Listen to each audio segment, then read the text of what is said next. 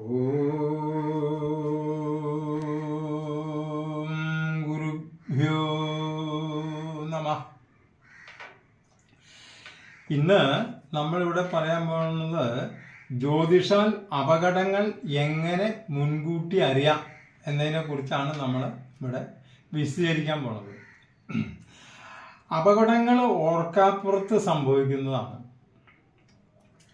അപകടങ്ങൾ ഒഴിവാക്കാൻ പറ്റിയിരുന്നെങ്കിൽ എന്ന് അപകടം നടന്നതിന് ശേഷം നമ്മൾ ചിന്തിക്കാറുണ്ട്. അപകടം ഉണ്ടാക്കുന്ന ദുഃഖസമാനമായ കാര്യങ്ങൾ ഒഴിവാക്കാനാണ് സാധാരണ ജ്യോതിഷിയുടെ ഉപദേശം തേടുന്നതും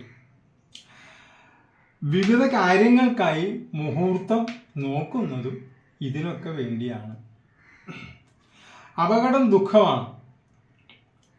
ഭാവിയിലെ സുഖദുഃഖങ്ങളെ മുൻകൂട്ടി അറിയാനാണ് ജ്യോതിഷിയെ ആശ്രയിക്കുന്നത്. വേറെ ഒരു ശാസ്ത്ര ശാഖയ്ക്കും ഇത്തരമൊരു സഹായം നൽകാൻ കഴിയില്ല. ഒരു വ്യക്തിയുടെ ജാതകത്തെ വിശദമായി പരിശോധിച്ച് ജീവിതത്തിൽ അനുഭവപ്പെടാൻ പോകുന്ന അപകട ദുരന്തങ്ങളെ കുറിച്ച് സൂചനകൾ നമുക്ക് കിട്ടുന്നതാണ്. അങ്ങനെ അതിൻ്റെ മുന്നറിയിപ്പുകൾ കൊടുക്കാൻ സാധാരണ ഒരു ജ്യോതിഷനെ ഇത് ചെക്ക് ചെയ്ത് കഴിഞ്ഞാൽ മനസ്സിലാക്കാൻ സാധിക്കും. അങ്ങനെ അപകട സാധ്യതകൾ ഒഴിവാക്കാനോ അല്ലെങ്കിൽ അതിൻ്റെ കാഠിന്യം കുറയ്ക്കാനോ ഈ മുൻവിധി നേരത്തെ നമുക്ക് കിട്ടുന്ന ഇൻഫർമേഷൻ കൊണ്ട് സാധിക്കും. ജാതകത്തിൽ ഗ്രഹങ്ങൾക്കും ഭാവങ്ങൾക്കുമുള്ള ബലക്കുറവിൻ്റെ കാഠിന്യമനുസരിച്ച് അതാത് ഗ്രഹത്തിൻ്റെ ദശാകാലത്തും അപഹാരകാലത്തുമാണ് സാധാരണ അപകടങ്ങൾ ഉണ്ടാകുന്നത്. ദുർബലാവസ്ഥയിലുള്ള ഗ്രഹങ്ങൾ അവയുടെ ദശയിലോ അപഹാരത്തിലോ മനുഷ്യന് അപകടം നൽകാൻ പ്രാപ്തരാകുന്നു എന്നതാണ് ജ്യോതിഷ സിദ്ധാന്തം. അപകടവുമായി ബന്ധപ്പെട്ട ഘടകങ്ങൾ അപകടകാരകനായ ചൊവ്വ, വാഹനകാരകനായ ശുക്രൻ, വാഹന സുഖസ്ഥാനമായ 4-ാം ഭാവവും അതിൻ്റെ അധിപനും, ആയുസിൻ്റെ ഭാവമായ അഷ്ടമം അതിൻ്റെ അധിപനും, ജീവന്റെ അധിപനായ ലഗ്നവും അതിൻ്റെ അധിപനും ലഗ്നാധിപനും, 6, 8, 12 ദുസ്ഥാന ഭാവാധിപന്മാരുമാണ് അപകടം ഉണ്ടാക്കാൻ താല്പര്യപ്പെടുന്നവർ. ഇവരാണ് അപകടം ഉണ്ടാക്കുന്നത്. 6, 8, 12 ഭാവാധിപന്മാർ ആരൊക്കെയാണ് എന്ന് നോക്കണം. അവയിൽ കൂടുതൽ ബലക്ഷയമുള്ളത് ആർക്കാണ്?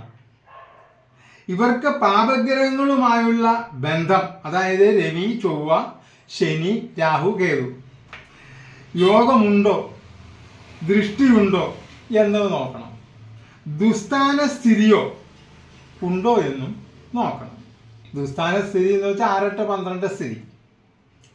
അങ്ങനെയുള്ള ഗ്രഹത്തിൻ്റെ ദശയിലോ അപഹാരങ്ങളിലോ ആണ് അപകടങ്ങൾ സംഭവിക്കുക. എന്നാൽ ഈ ഗ്രഹങ്ങൾക്ക് ശുഭയോഗം ഉണ്ടായാൽ ശുഭഗ്രഹ ദൃഷ്ടിയോ ശുഭമധ്യസ്ഥിതിയോ, അതായത് ഈ ഗ്രഹത്തിൻ്റെ അപ്പുറം ഇപ്പുറം ശുഭഗ്രഹങ്ങൾ, ശുഭമധ്യസ്ഥിതി എന്ന് പറയുന്നത് ഉണ്ടായാൽ അതിന് പരിഹാരമാകും. അപ്പോൾ ഇതൊക്കെ ഉണ്ടെങ്കിൽ അപകടം ഉണ്ടാവില്ല. ആപത്തിൻ്റെ കാഠിന്യം കുറയ്ക്കുകയും അപകടത്തിൽ നിന്ന് രക്ഷപ്പെടുകയും ചെയ്യും.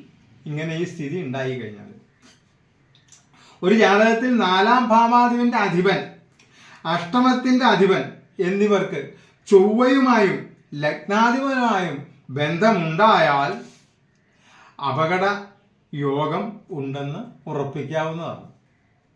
അപകട യോഗം ഉണ്ടെന്ന് കണ്ടാൽ അതിന് ഭംഗം വരുന്ന സാഹചര്യം ഗ്രഹനിലയിൽ ഉണ്ടോ എന്ന് നോക്കണം.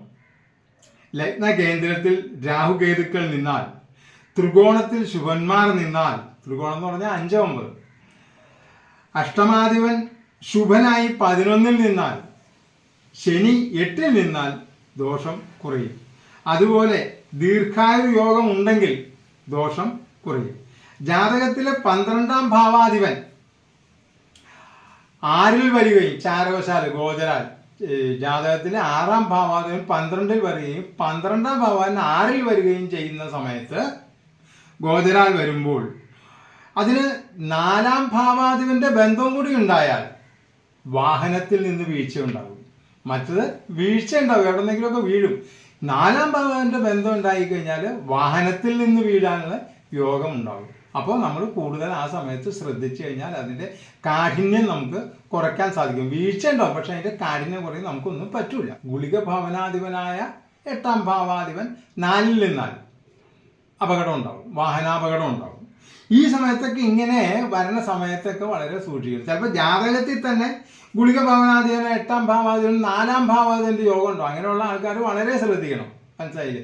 അതിന് ശുഭയോഗം ഉണ്ടോ, എങ്ങനെ ആ ദശകളുടെ കാലങ്ങൾ വളരെ സൂക്ഷിക്കണം. അപ്പോൾ നമ്മൾ ദൂരസ്ഥലത്തേക്ക് വാഹനം കൊണ്ടുപോകാൻ പാടില്ല, പരിചയമില്ലാത്തടത്ത് കൊണ്ടുപോകരുത്. അങ്ങനെയൊക്കെ കാര്യങ്ങൾ ശ്രദ്ധിച്ചാൽ ഈ അപകടത്തിൻ്റെ സാധ്യത നമുക്ക് വളരെ കുറയ്ക്കാൻ പറ്റും. അപ്പോൾ ജ്യോതിഷ സംബന്ധമായ സംശയങ്ങൾക്കും പരിഹാരങ്ങൾക്കും മറ്റും ഞങ്ങളുടെ ഈ നമ്പറിൽ കോൺടാക്റ്റ് ചെയ്യാവുന്നതാണ്. അതുപോലെ ഞങ്ങളുടെ ഈ ചാനൽ ഇതുവരെ സബ്സ്ക്രൈബ് ചെയ്തിട്ടില്ലെങ്കിൽ സബ്സ്ക്രൈബ് ചെയ്യാനും ലൈക്ക് ചെയ്യാനും കമൻറ്റ് ചെയ്യാനും ഷെയർ ചെയ്യാനും ഞങ്ങൾ നിങ്ങളോട് അപേക്ഷിക്കുകയാണ്. നമസ്തേ.